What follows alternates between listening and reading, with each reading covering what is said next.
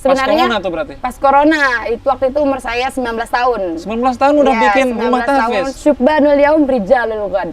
Pemuda hari ini adalah pemimpin masa depan, ya kan?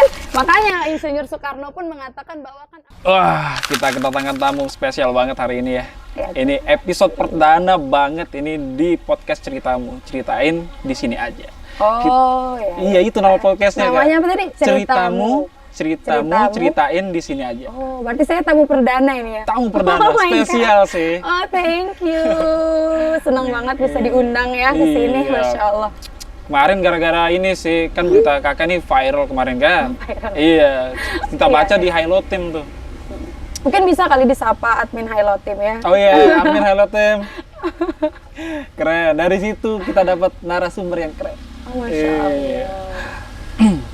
Penghafal Al-Quran, Hafizah, ya kan? Masya Allah. Terus pendiri rumah tahfiz.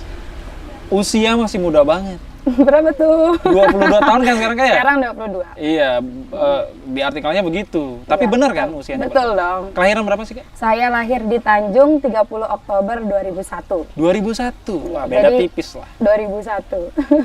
Luar biasa sih. Kalau kata orang 2001 kayak ada gorengan katanya. Itu masalahnya. Aduh, tapi setidaknya 2001 ya daripada 2003. Itu lebih murah lagi. Aduh. 2001 saya udah kelas 1 SD tuh. Masya Allah, saya baru bayi wek-wek itu, Mas. Tapi prestasinya sih ngalahin saya sih jauh sih. Oh, Masya Allah. Saya waktu kuliah aja tuh, aduh jangan deh kalau saya masuk 2012, keluarnya 2018, Kak. Molor saya. Nggak apa-apa lah, yang penting Selesai. pengalaman dan selesai. Itu sih yang paling penting. Oh, iya. Karena boros. Daripada nggak selesai kan. Bener. Ya, itu lebih susah lagi nanti. Tapi yang bikin saya menarik itu sebenarnya bukan hanya karena selesai tepat waktunya. Tapi kakak kan punya background Iya. di Muhammadiyah tuh. Oh, Masya Allah. Boleh disepil tuh kapan dan di mana gitu. Nah, Pernah. jadi gini ya ceritanya. Mm-mm. Saya ini adalah salah satu alumni dari SD Plus Muhammadiyah Pancor. Pancor ya? Ya, saya kan dulu itu rumahnya di Tanjung. Sampai sekarang kan Sida juga tahu rumah saya di Iya, Tanjung. Kemudian saya SD di Pancor. Jadi saya itu ya bolak-balik lah setiap harinya dari Senin sampai Sabtu kan, Minggu libur bisa tidur santai gitu. Iya. Nah, saya itu sekolah di SD Plus itu dulu ya, dari kelas 1 sampai kelas 6. Pengalamannya saya dari kelas 1 itu biasanya pulang jam 1 siang. Terus waktu itu masih di kelas 2 sampai dengan kelas 3 itu mulainya dari jam 7 sampai dengan jam 2. Tapi kalau nggak salah seingat saya jam 3, kelas 3 itu saya sudah pulang habis sholat asar. Nah, sampai kelas Lama 5, banget juga ya? iya lama sekali. Jadi kalau misalnya teman-teman SD Plus ya, yang angkatan saya itu angkatan 2006 sampai 2013 pasti ngerasain tuh. Pulangnya itu habis sholat asar. Nah, di kelas 6 itu kita pulangnya habis sholat zuhur. Tapi kita masuk lagi habis sholat asar. Iya. Jadi sebenarnya mental, terus habis itu fisik yang kuat itu tuh udah mulai dilatih Dari sejak kecil ya? SD gitu. Dan saya adalah bagian daripada apa ya dibilangnya, bagian daripada kekuatan saya ya bisa sampai dengan hari ini gitu, bisa fisiknya yang kuat itu tuh udah mulai dilatih sejak duduk di bangku SD. Bayangkan aja ya, pada waktu itu angkatan saya sekolah itu sampai jam 11, Kak. Iya. Iya kan? Iya. Sekolah tuh sampai jam Belum 11. kayak sekarang ya? Iya, belum kayak sekarang. Kalau sekarang kan ada istilah full day atau apa Iya. segala macem. Tapi kami kelas 1 aja tuh pulang habis sholat zuhur. Sudah ngerasain full day Iya, udah ngerasain full day itu. Mungkin ibu guru yang nonton nanti bisa lihat ini anak muridnya yang dulu pulang sekolah sampai jam 4. Tapi semua kebaikan-kebaikan yang kita tanamkan pada akhirnya bisa kita rasakan sampai dengan sekarang. Iya juga sih, kelihatan banget kan sampai Iya. hari ini kan sehat, fisiknya, mentalnya juga kebentuk banget sih Iya, menurut saya sih. udahlah. Iya, untuk seusia kakak nih. Iya. Karena di di angkatan saya untuk yang seusia kakak misalnya 22 tahun, 23 itu ya bisa dibilang belum banget lah, masih kayak ngerasa masih kecil gitu. Belum Sebenarnya bahasa itu yang bahaya.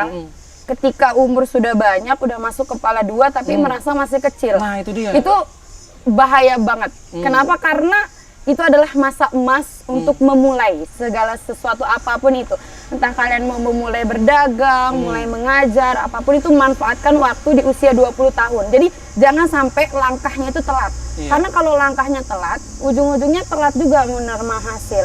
Kan semakin cepat kita menanam, semakin cepat juga kita memetik. Gitu. Jadi mungkin buat teman-teman yang nonton ini ya, jangan sampai telat untuk memulai. Selalu mulai apapun yang bisa dikerjakan di depan mata lakukan. Jadi perlahan, nanti pasti akan capai di mana kalian inginkan gitu. Karena di dalam setiap pergerakan kita itu pasti akan ada barokahnya loh, Kak. Benar. Setuju. Jadi jangan diam.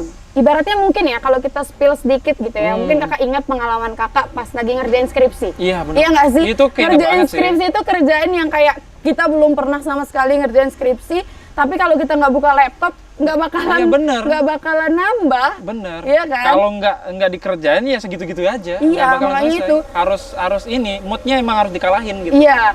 Jadi minimal buka laptop aja, habis itu buka referensi sedikit. Pasti nanti sedikit ya lama-lama selesai. Iya, nah, jadi makanya saya selalu katakan kepada semua anak muda, jangan berhenti, bergerak. Apa yang ada di depan mata itu kerjakan dengan cepat gitu. Ibaratnya bergerak kemudian berdampak. Nah, kalau tidak bergerak stop nanti. Keren, nah, jadi berdampak iya, ya. Jadi bergerak dulu baru berdampak. Jangan berpikir berdampak baru bergerak, kebalik itu. Nanti prosedurnya beda.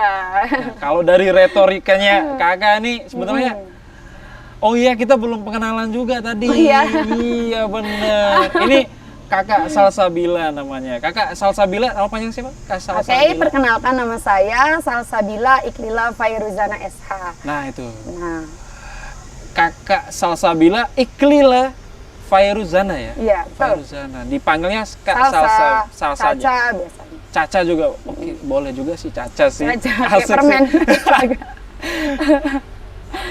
Dan dari cara berpikirnya udah beda sih. Saya pengen tahu sih nih, sebenarnya Kakak ini keluaran dari kampus mana sih? Saya ini adalah alumni Universitas Islam Indonesia yang kemarin tanggal 29 Juli 2023 baru diwisuda. Berarti tahun ini wisuda? Iya, tahun ini wisuda. Jadi fresh graduate. Baru banget ya, fresh banget ya. Fresh banget. Jadi Juli berarti startnya Agustus dong ya, dihitungnya Agustus, September, Oktober, November, Desember, ini masuk 5 bulan saya wisuda. Ya, jadi gitulah. Lumayan 5 bulan oke lah. Udah bau-bau wisudanya udah lumayan hilang nih, gitu kan?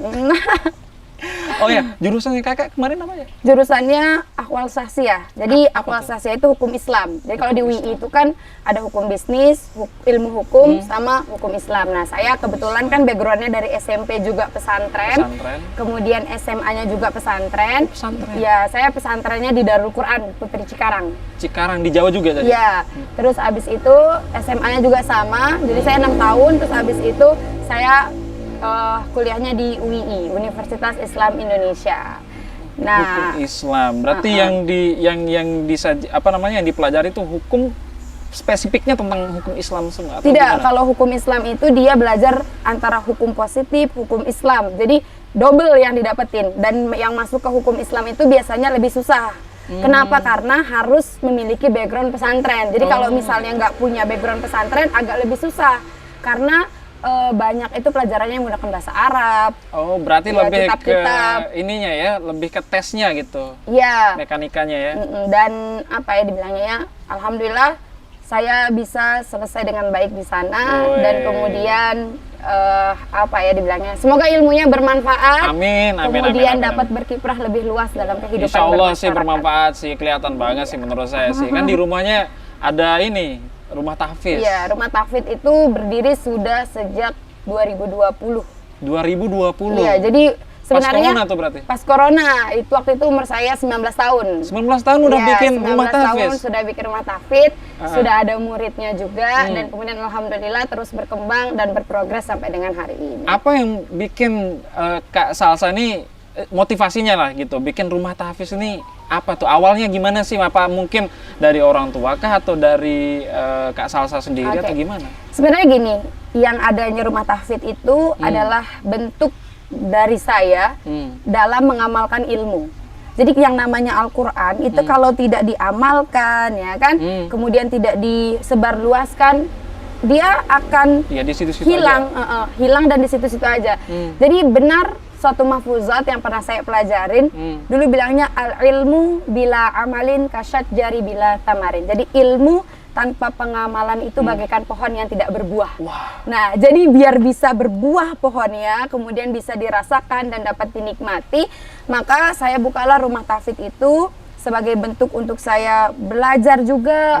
Kemudian saya mengajar dan banyak anak-anak kecil yang alhamdulillahnya sampai dengan hari ini bisa mengenal. Tetap rame ya. Iya, bisa mengenal Al-Quran, kemudian bisa membacanya dengan benar sesuai dengan ketentuan makharijul huruf, sifatnya, tajwidnya, dan bahkan alhamdulillahnya Allah berikan mereka kemampuan untuk menghafal. Nah, ini Yang menarik. kemudian dari rumah tahfidz ini akan hadir ribuan ataupun nantinya anak-anak yang bisa hidup dan berkembang dengan Al-Quran. Jadi ibaratnya Al-Quran itu kan adalah pedoman bagi Iya, benar. seluruh umat Cahaya. manusia. Iya. Cahaya kehidupan. Iya, dan gimana cara kita menghadirkan cahaya itu agar kehidupan kita menjadi terang. Bener, setuju banget itu. Tapi bagaimana caranya? Kan kakak di rumah tahfidz itu kan kebanyakan anak-anak remaja ya. Anak SD, SMP, ya umuran segitu lah. Nah, di umur segitu kan sekarang banyak banget pengalihannya gitu, mulai dari gadget apa gitu. Caranya Kak Salsa itu biar mengajak anak-anak ini untuk mencintai Al-Quran tuh metodenya Tentunya gimana sih gitu? Metodenya Saya juga itu lumayan penasaran tuh. Iya, metodenya itu biasanya kami menggunakan tahsin talaki. Apa tuh? Tahsin talaki itu misalnya saya baca dulu, terus kemudian mereka ikutin. Oh, berarti kayak presentasi Terus, gitu? Iya, terus abis itu nanti kita tuker lagi mereka. Ayo sekarang giliran kamu yang baca, kita yang ngikutin gitu. Jadi ibaratnya adalah tidak memperlakukan mereka selalu menjadi murid, tapi ada kalanya mereka merepresentasikan kepada semua teman-temannya. Oh, saya juga bisa loh ngajar. Jadi ketika mereka maju, ya kan, ngajarin teman-temannya, selalu ingin berusaha untuk memberikan yang terbaik. Nah, dari situlah kemudian rasa-rasa yang mereka rasa, kayaknya aku kurang. Jadi terus ya ingin menjadi lebih baik lagi gitu. Itu sebenarnya adalah taktik dan strategi Luar biasa yang sih. harus digunakan ketika belajar Al-Quran. Jadi kan belajar Al-Quran itu sebenarnya harus dibawa dengan menyenangkan, happy gitu kan. Karena namanya menghafal udah pusing ya kan. Iya, benar. Terus ternyata metode yang digunakannya itu tidak terus. seru ya. Pada Iya. akhirnya udahlah itu. Tapi iya, benar. gimana caranya, disitulah challenging bagi saya juga untuk menghadirkan rasa cinta kepada adik-adik itu dengan Quran gitu. Jadi ibaratnya dari hati ke hati, Benar, biar benar. sampainya ke hati, ya kan, kayak gitu. Luar biasa sih. Karena saya ingat waktu saya masih kecil tuh untuk pergi ngaji tuh mesti dibok-bok dulu tuh sama Oh gitu ya. sama ibu bapak saya tuh. Masya Allah. Karena apa ya? Bukannya tidak mencintai ya, tapi yang tadi Kak Salsa bilang kurang asik gitu. Kalau metode lama tuh. Nah, Iya. ini menurut saya untuk bisa, apalagi ya, kan tadi Kak Salsa cerita kalau di sana itu ada yang namanya dia maju ke depan, Iya. dia coba. Itu susah loh, anak kecil bisa mentalnya kayak gitu. Berarti metode yang kakak pakai ini bagus gitu, bisa gitu ya. Luar biasa Kan sih. tadi saya harus ya sebagaimana saya katakan di awal tadi kan, semua itu kalau misalnya mau dicoba pasti bisa. Jadi bisa karena terbiasa. Karena terbiasa. Ya, adapun saya juga kalau ditanya sekarang bisa ngobrol, tektokan kayak gini karena terbiasa aja, dilatih gitu. Semua itu bisa kok asalkan kita mau.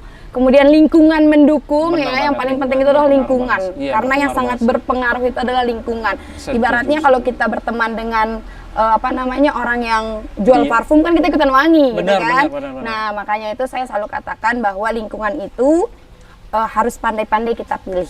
Nah, sama halnya dengan belajar, kemudian menghafal, itu lingkungan sangat mempengaruhi.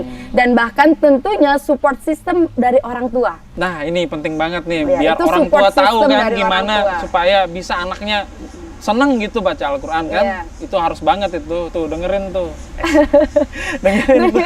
Yang Iya. paling penting dalam hal apapun itu adalah support system dari orang tua, ya Nah, kan? itu penting banget sih menurut saya. Karena ya yang membawa anaknya pergi ngaji, Iya. ya kan, yang menentukan tempat pendidikan terbaik itu Adalah kan orang tua. adalah orang tua. Kalau kita sebagai anak pada waktu itu ya kita belum tahu apa-apa. Bener, sebelum Iya kan? kuliah kayaknya orang tua terus yang ini ya. Iya. Kamu sekolah sini, sekolah Iya, situ. betul. Gitu. Hasilnya ya sesuai dong. Gitu. Jadi kalau misalnya orang tua, mari mulai dari sekarang gitu kan, siapkan semuanya yang terbaik, Bener gitu, banget. agar hasilnya Kita kan nanti calon-calon terbaik. orang tua juga nih. Iya, ya. iya kan, betul Biar sekali. kita bisa share juga. Nah, pengalaman kakak di pesantren itu kayaknya juga mempengaruhi juga metodenya kakak ya. Ya betul, pengalaman saya di pesantren tentunya adalah tempat yang sangat-sangat berpengaruh dan berkiprah yang sangat luar biasa terhadap diri saya. Karena di pesantren itu mental saya mulai terbentuk ya kan, mulai dari kita pada waktu itu diamanahkan sekian banyak santri ya kan. Iya. Kita atur disiplinnya, masuk aula tepat waktu, jam 3 kita bangunkan. Digojlok lah gitu ya kan, istilahnya. Jadi ibaratnya pesantren itu adalah tempat pembentukan kita yang paling berpengaruh sampai dengan hari ini. Kemudian bagaimana kita memanajemen waktu itu dengan baik ya kan. Terus abis itu bagaimana kita bisa membagi waktu antara sekolah, kemudian tahfidz ya kan. Karena kan saya juga sekolahnya juga seperti sekolah Reguler biasa gitu reguler ya. biasa, ada semua pelajaran ada. Dan bahkan kita belajar juga hal-hal yang khusus, misalnya seperti tafsir, mahfuzot, bahasa Arab, nahwu, shorof, itu haruslah, namanya anak pesantren kan. Iya. Berarti kakak nih bisa bahasa Arab ya? Alhamdulillah bisa. Bisa? Bisa. Serius? Bisa lah. Ya sejauh ini sih teman-teman pesantren kayaknya sangat bahasa Arabnya bagus-bagus sih. Kalau saya misalnya sepil dikit bahasa Arabnya boleh nggak kira-kira? Boleh. Kalau misalnya kita mau bahasa Arabnya mau makan mie instan misalnya. Makan mie instan akala. Akala. Mie itu apa ya? Saya lupa ya kayaknya Mas ini. Agak-agak tipis-tipis bahasa Tapi itunya. akal itu makan. Akala itu makan, akala yakulu itu makan. Yakulu. Heeh. Akala sama yakulu Jadi sama. beda. Akala itu fi'il madi, yakulunya fi'il mudhari'. Nah, jadi itulah di situ adanya nahwu dan adanya shorof gitu. Bener. Kebetulan saya kan skripsinya nahwu saraf nih. Oh my god. Tapi saya bukan ini. Saya kuliahnya di komputer. Tapi nggak tahu gue juga gimana ceritanya awalnya ya. Kenapa jadi nahwu saraf gitu? Oh iya. Kok bisa? Jadi saya buat media pembelajaran untuk teman-teman yang di pesantren waktu itu. Oh, masya Allah. Nahwu saraf gitu direkomendasiin sama dosen pembimbing. Jadi Nah, penelitiannya di pesantren. Di pesantren. Oh, masya Iya. Allah. Dan saya Iya. agak ini familiar sama fiil apa gitu. Fiil tadi. madi, fiil mudhari', Iya, tapi saya ya. sebenarnya nggak ngerti. Cuman pernah dengar aja karena pernah baca, pernah dengar gitu. Iya. Nah, tapi sebenarnya saya nggak ngerti sama Jadi sekali. kalau fi'lul madi itu tuh yang lampau, kalau fi'il mudhari' itu yang akan datang. Itulah kalau- gampangnya. Kalau di bahasa Inggris ada present dan present tense Iya, gitu ya. nah. Oh, Itulah ada ya? bahasa. Indahnya penggunaan bahasa Arab. Benar. Wah, luar biasa sih. Saya sampai hari ini loh saya belajar juga bahasa-bahasa, tapi bahasa Arabnya emang sulit menurut saya. Mungkin dari penulisannya, terus cara bacanya yang memang beragam banget sih menurut saya. Kalau baris di atas, di bawah kan beda-beda kan. Iya. Jatuhnya. Pakai vokal kan. Mm-mm. Oke. Oh ya juga, ini juga nih Kak. Saya tertarik banget nih kan. Kakak itu penghafal Al-Qur'an ya. Ya kan? Masya Allah. Masya Allah. Itu dari kapan sih, dari pesantren tuh kah? Dari pesantren, jadi begini. Saya itu masuk di Darul Quran itu kan tahun 2013. 2013. Ya kan? Untuk menghafal itu ada syaratnya dulu. Kita itu harus Oh, sudah ada syaratnya? paham makhorijul huruf, harus sudah bisa membaca Al-Quran itu dengan lancar, jadi sudah tidak terbata-bata lagi gitu istilahnya. Terus kemudian kita juga paham sifat hurufnya, kemudian baru kita bisa masuk ke tahap menghafal. Jadi menghafal itu sebenarnya bukan hanya sekedar hafal, tapi kita harus paham juga mana perbedaan antara tha, sin, shin, sod, itu kan beda-beda. Jadi bagaimana caranya ketika ketika diucapkan itu tuh langsung, oh ini tha, ini sa, ini sya, gitu. Itu tuh ada. Nah, masuknya dalamnya ilmunya namanya makharijul huruf, habis itu sifat huruf, terus bagaimana membaca sesuai dengan kaedah, itu namanya tajwid. Jadi 3 hal itu dulu yang harus kita pahamin, baru kita bisa masuk ke tahap menghafal. Nah, saya itu menghafal itu mulai di kelas 7 semester 2. Terus selesainya itu Kelas 7 semester 2. Kelas Iya. 7 berarti SMP kelas 1 Kelas karena 1. kan 6 bulan pertamanya itu tuh kan belajar yang 3 tadi itu. Iya, iya. Kemudian sudah Syarat-syaratnya dikuasain, tadi. terus abis itu teorinya sudah, sekarang tinggal ke prakteknya. Nah, ketika dipraktekin itu sambil tilawah, sambil murojaah, sambil ziyadah. Jadi kalau tilawah itu baca, kalau murojaah itu mengulang hafalan yang sudah dihafal. Terus kemudian ziyadah itu adalah menambah hafalan baru. Jadi kalau saya dulu itu menghafal itu kan gini.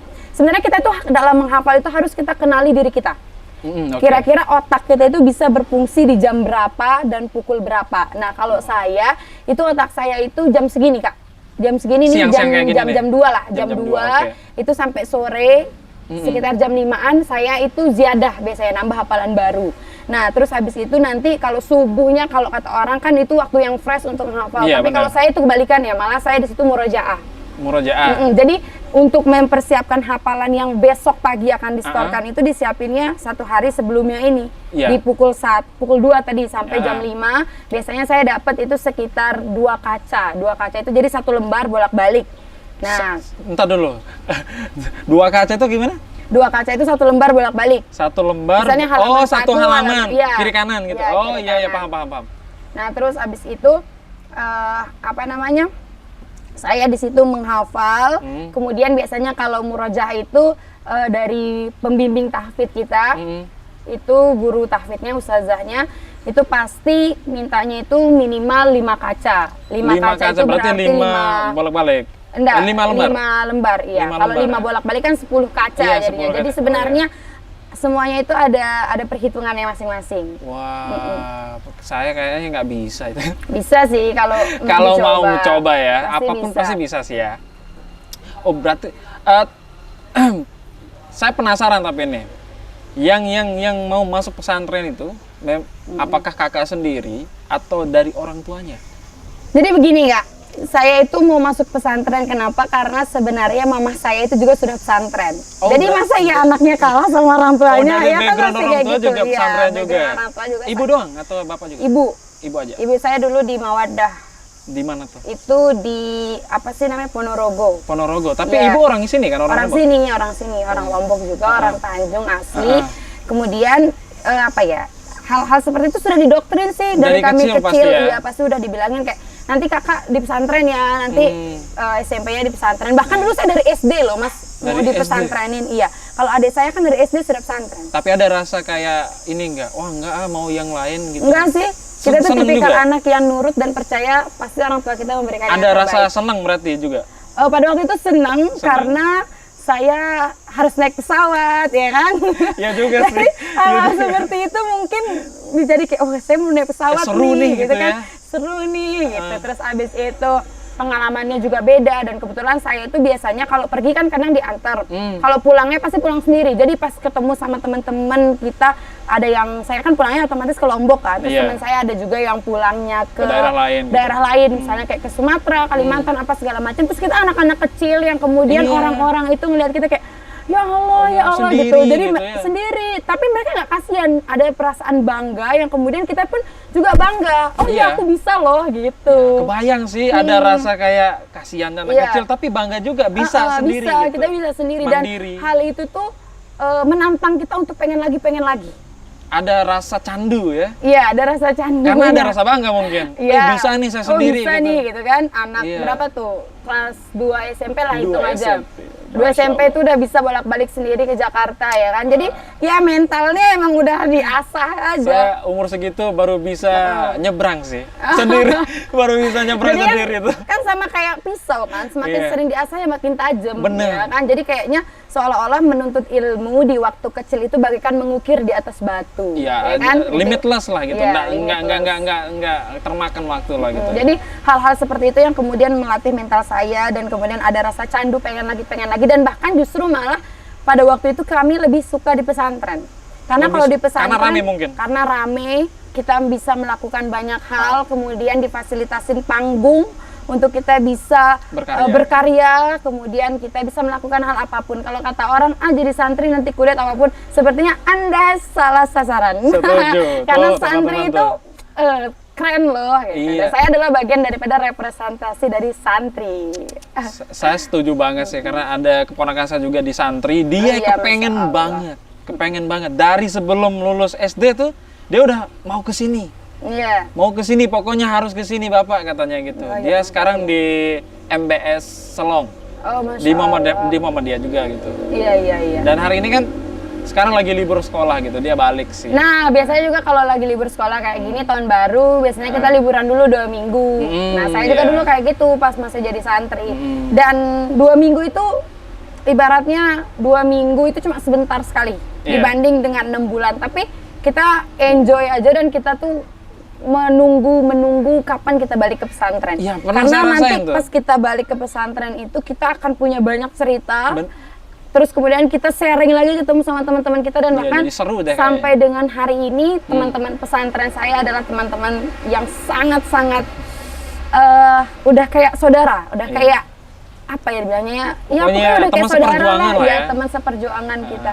Tuh berarti sering kontak nggak masih? sama Masih teman-teman? dong, masih ya? banget, masih. Bahkan kemarin kami juga kuliahnya juga ada yang beberapa bareng, tapi kebetulan yang banyak juga di kelas saya itu sekarang masih ada di luar negeri, ada di Mesir, Wah, jauh-jauh ada sih, yang di Cina, Di macam-macam. Cina juga.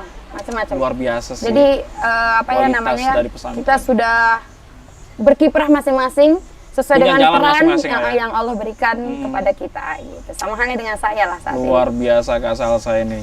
Selain rumah tahfiz, penghafal juga, terus masih muda banget, 22 Masya tahun, Masya Allah. Terus saya baca-baca lagi, dan saya ketemu artikel di mana kakak calon legislatif Ya, ya, alhamdulillah, Masya Allah, calon legislatif. dari Partai Nasdem. Dari Partai Nasdem nomor urut 6.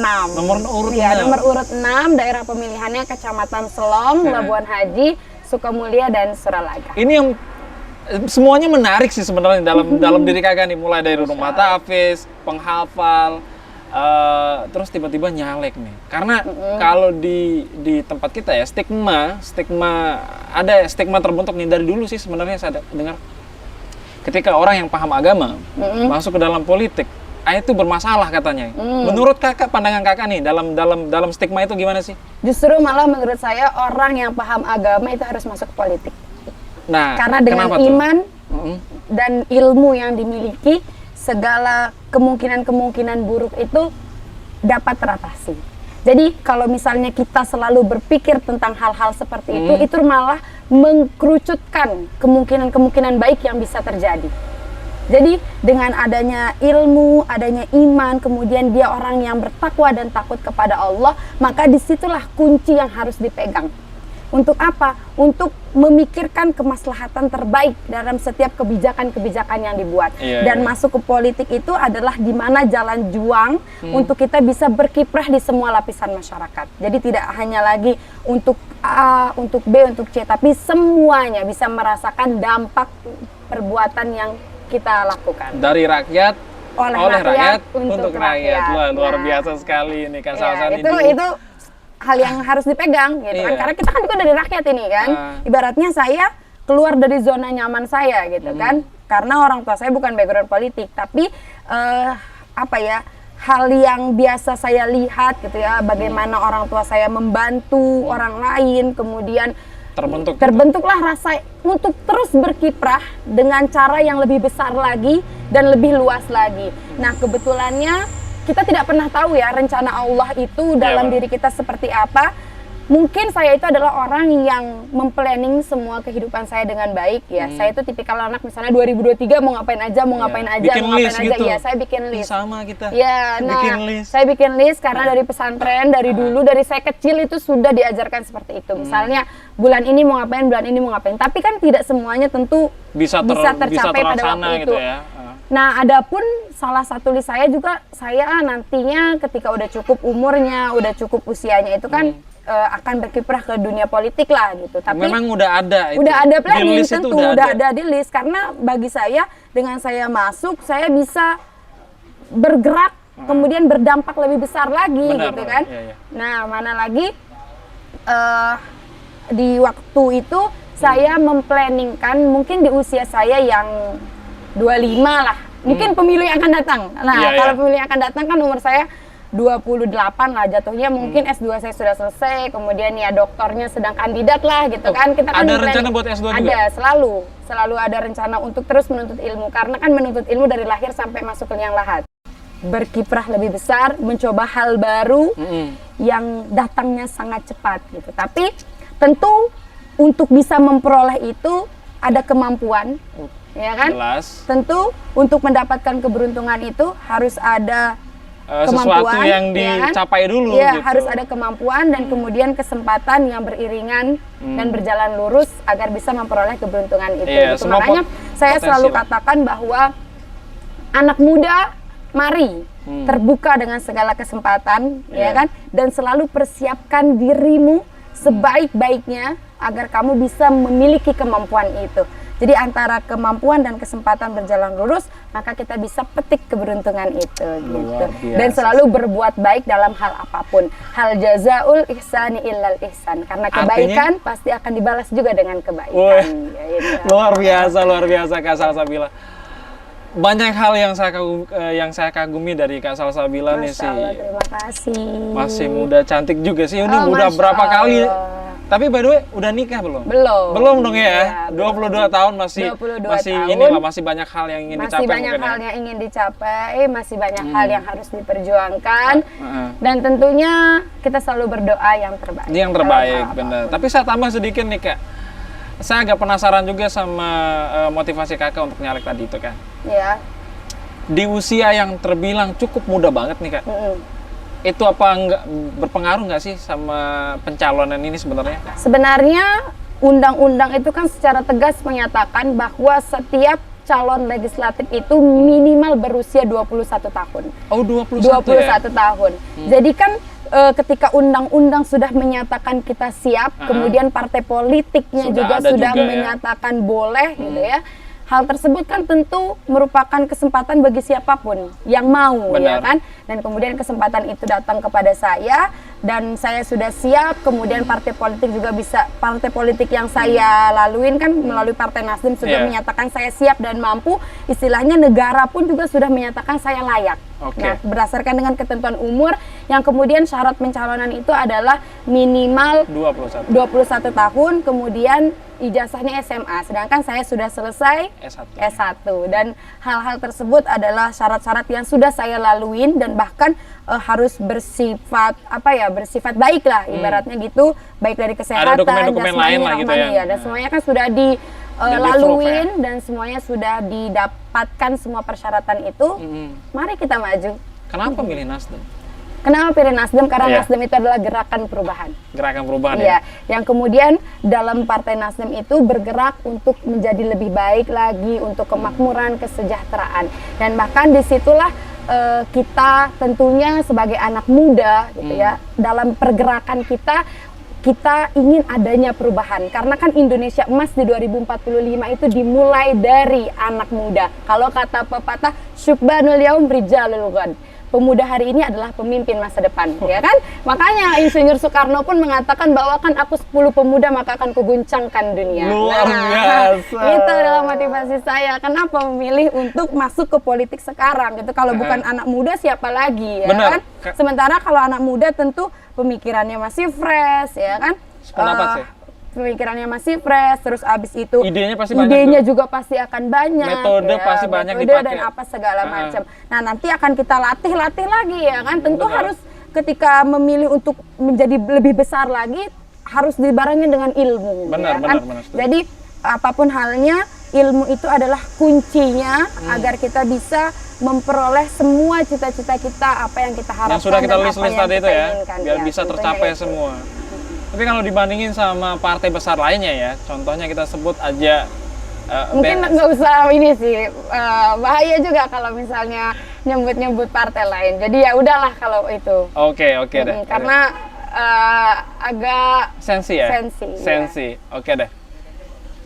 Oh iya, di kami juga sebenarnya ada juga sih yang nyalon gitu. Dari Nasdem juga Kak. Oh Masya Allah. Tapi dia di provinsi. Dapil 1 DPRD. Dapil 1. Dapil 1, urutan 1 lagi. Urutan 1 namanya Haji Buhari Muslim. Oh, Masya Allah. Itu dari kita sih. Dapil berapa itu? Dapil 1. Dapil 1, oh DPRD DPRD Provinsi, NTB. iya NTB. Dia dari Nasdem juga, sama Nasdem kayak kakak juga. nih. Oh Masya Allah. Mungkin Boleh dia- lah kapan-kapan kita ketemu kan, Insya ngobrol, Allah, insya sharing Allah. gitu ya.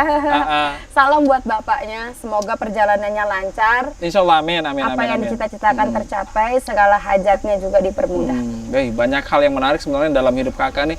Kalau kita tanya-tanya terus ulik-ulik, sebenarnya masih banyak sih. Menurut saya banyak sih ya. masih banyak banget. Karena Nanti mungkin di lain kesempatan bisa ya. ya terima kasih banget Kak Salsabila udah mau mampir di channel kita yang sederhana ini ya. Ini perdana banget nih Kak. Jadi spesial ini, premium nih kalau kita tanyangin Oh nih. premier Iya, ya. premier Nanti saya nih. boleh di tag kali di YouTube saya boleh. Tapi Kalau pasti, misalnya pastinya, ada pastinya. TikToknya boleh di tag. Facebook ada juga, Facebook. ada. Ada ya? Instagram ada, sosial media ada. Kalau YouTube namanya nama saya Salsabila Iklila Fairuzana. Alhamdulillah sekarang ya berkembang baik, lebih baik lah bertumbuh ya. terus ya. Dan waktu itu adalah media yang saya gunakan untuk melatih public speaking saya. Luar biasa. Terus abis itu saya juga main TikTok, nanti bisa dicari TikTok saya, terus di Instagram ataupun Dengan di nama Facebook yang juga sama ada. nggak sih? Kalau di Iklila TikTok juga? namanya Alsabila. Alsabila ya. Nanti dah saya sepil ya. Ya boleh di spill ya. Ya siapa tahu ada yang kepo kan, atau misalnya bisa ngikutin saya. Kemarin boleh. kan saya share juga tuh posternya kakak yang di IG tuh, Yang di mana Face, tuh? yang Oh, di iya, IG. iya. Itu kan saya share juga di Sebenarnya Facebook. itu ada ralat tuh. Apa tuh? Mendirikan rumah tafid di usia 22 tahun. Mendirikan rumah tafidnya itu di usia sebelum 19 itu ya. tahun. Oh ya nanti. Iya. Jadi nanti kalau yang tahu kadang-kadang suka protes Ya mungkin klarifikasinya di sini Kak. Iya, klarifikasinya di sini. Jadi mendirikan rumah tafid itu di usia 19 tahun. 19 tahun, ya. Kemudian mencalonkan diri sebagai anggota calon legislatif ya. Itu. Semoga nanti bisa jadi anggota ya, mohon doanya. Amin. Tentu Semoga, apapun itu hasilnya yang terbaik. Iya. Dan kita doakan yang terbaik kok. ya selalu yang terbaik. Terus abis itu mencalonkannya di usia 21 tahun, kemudian sekarang usia saya 22 tahun. Luar Kan? biasa sih. Insya Allah di 22 tahun ini, jikalau Allah berkehendak pasti yang terbaik. Dan tentunya dalam hal apapun saya akan memperjuangkan semuanya sebisa saya, menyusun strategi sebaik-baiknya karena saya percaya bahwa innamal a'malu binniyah. Semuanya itu tergantung daripada niat, nanti biar Allah yang menentukan di mana tempat kita yang terbaik. Niat dulu di pondasiin Niat gitu dulu. ya. Jadi ibaratnya Pondasinya niatnya kalau mau bagus. bangun rumah kan harus ada tiang yang kokoh dulu. Iya, harus ada Kalau pondasinya misalnya bagus. pondasinya aja nggak kokoh ya runtuh. Ya Benar. kan? Kalau tiangnya sudah kokoh, udah kuat, mau setinggi apapun bisa. Iya benar. Saya share itu posternya kakak tuh. Iya, Masya Allah. Tiba-tiba banyak yang ini, yang inilah, Yang apa namanya? komen. Iya, yang notice, yang Iya. like, yang apa gitu. Alhamdulillah. Saya kenalnya kakak itu lewat artikel itu, tapi Artikel. orang-orang lain tahu loh kakak tuh, sampai Masya Allah. sampai tempat saya tahu kakak juga, bahkan ada yang nitip salam loh, Oh iya, ngefan salam balik, katanya. Masya Allah. Boleh dong kalau Iya. ketemu boleh. Rumah saya selalu terbuka Iya. di toko Salsabila. Nah, toko Salsabila itu pun juga rata-rata sudah pada tahu ya. Tapi orangnya yang mana? Nah, orangnya ini nih. Ini orangnya orangnya. ini ya kan. Jadi nanti kalau ketemu di jalan bolehlah disapa. Halo Kak Salsa, halo. Saya pasti akan, oh iya lihat saya di mana Mas. Oh iya nanti kita adalah ngobrol-ngobrol dikit. Jadi nggak usah canggung.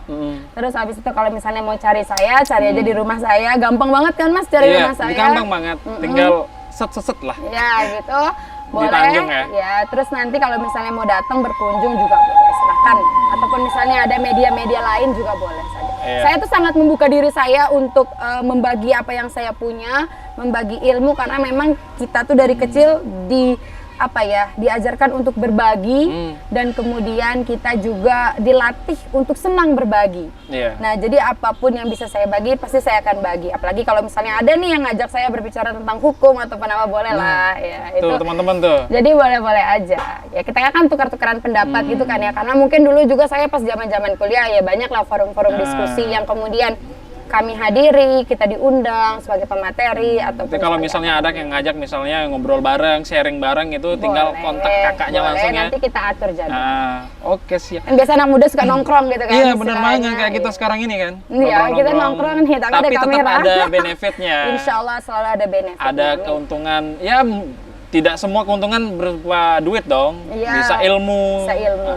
Senyuman juga kayaknya oke. Nah, senyuman bagian daripada ibadah. Bener banget. Ya, Oke, nggak sih? terima kasih banyak Kak Salsabila udah mau mampir di channel kita ini. Sama-sama, sudah Mudah-mudahan mengundang. besok mau lagi kalau misalnya kita ajak lagi ya. Boleh, nanti kita tinggal atur aja. Kalau misalnya jadwalnya. kepilih ya ingat-ingat kita juga. Misal Oh, kalau kita tentu ajak lah misalnya itu, jangan pasti. Nanti tentu. ikutin aja Jadwalnya, saya, tentu ya. Nanti diikutin jadwalnya. Kemudian mungkin kita bisa collab ya buat acara yang lebih besar Nah, lagi. itu dia. Bisa lebih berdampak lagi ya Siap. kan? Atau kita ajak pemuda-pemuda Lombok Timur yuk sini kumpul ikut sama kita kan bisa aja. Oke, Ya kan? mungkin ada closing statement mungkin buat teman-teman ceritamu. Apa ini?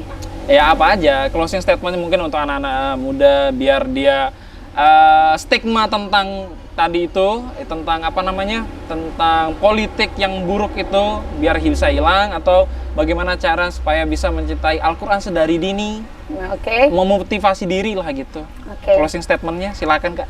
Oke, closing statement ya. Ah. Halo semuanya penonton, apa tadi namanya?